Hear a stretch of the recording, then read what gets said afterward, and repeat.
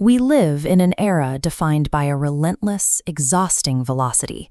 Every minute is saturated with alerts, updates, and a constant barrage of information. Our daily condition is largely tethered to numbers moving on screens, measuring wealth and tracking data, which often results in a deep, persistent anxiety.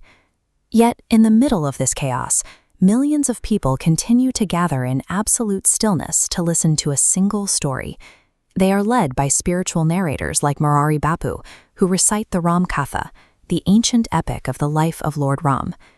In a world of shrinking attention spans and hyper-individualism, a question arises: how does an ancient myth continue to attract and captivate global audiences?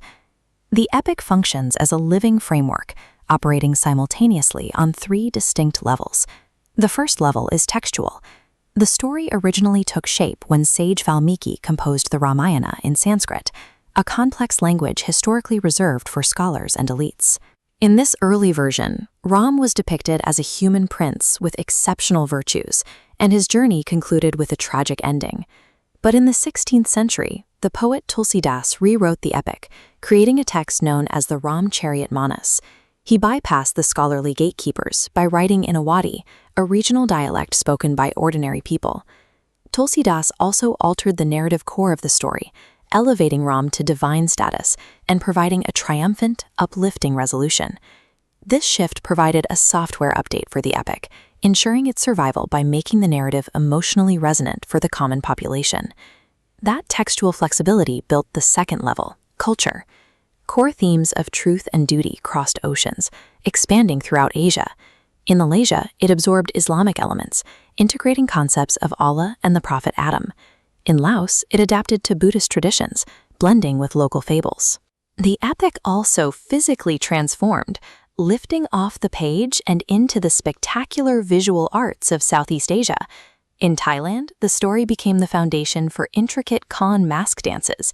In Indonesia, it morphed into traditional wayang kulit shadow puppet theater.